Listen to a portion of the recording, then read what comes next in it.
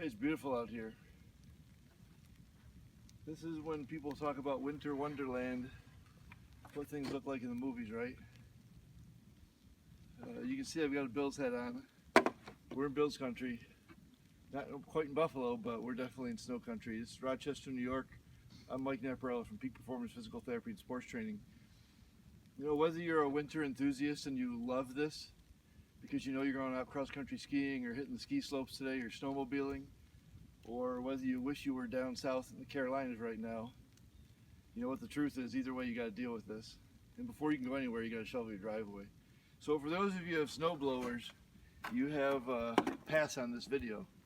But for those of you who've got to use shovels, I think you better watch this. We're going to do a little reprise and an advancement of the video that we showed last month in our newsletter and add a little bit to this to help you guys out there who've got a shovel today and this week get rid of this white stuff. Try to be as safe as you can while you do it.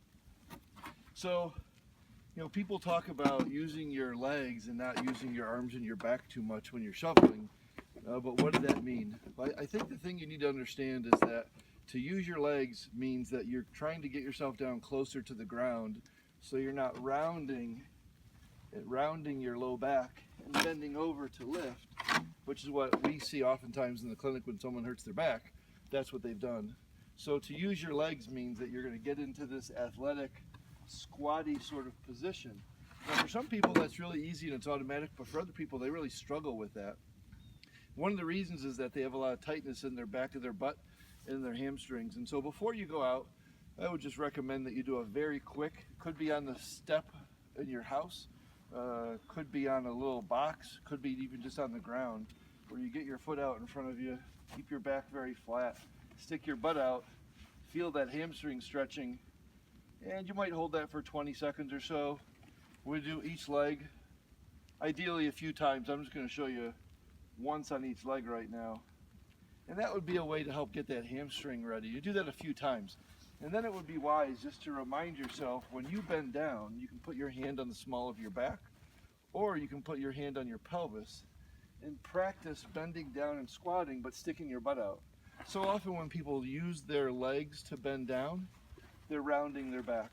So when you do this, we're going to bend in this low position, getting yourself close to the ground, and by putting your hand closer to the bottom of the shovel, your legs can lift up that snow. Now when there's very light snow, I actually love the two shovel technique. And the two shovel technique just lets me push the snow and not do unnecessary bending, keeps me upright. So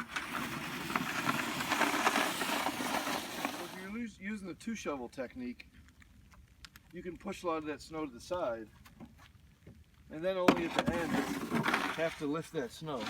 So I would recommend, again, getting down in a squatty position where you're sticking your butt out with your back flat, your core is snugged up, your hand's a little bit lower on the shovel, so now my arms aren't going to lift this shovel of snow, but my legs do. Then I can rock and toss it a little bit.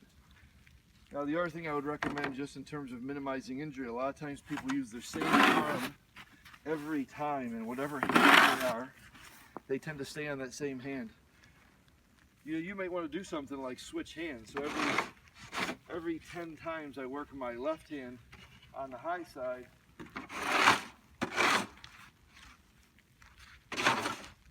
I can switch and use my right hand.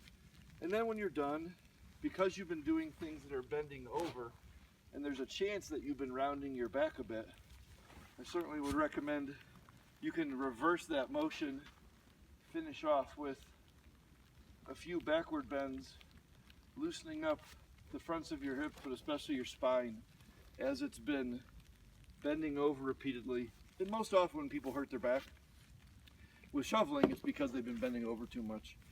So that's just a few tips on how to keep yourself safe when you're shoveling. This is Mike Naparella with Peak Performance Physical Therapy and Sports Training in Rochester, New York. If you've got back pain from shoveling, give us a call this week. We're at 218-0240 and we'll try and help you with your problem. Have a great day.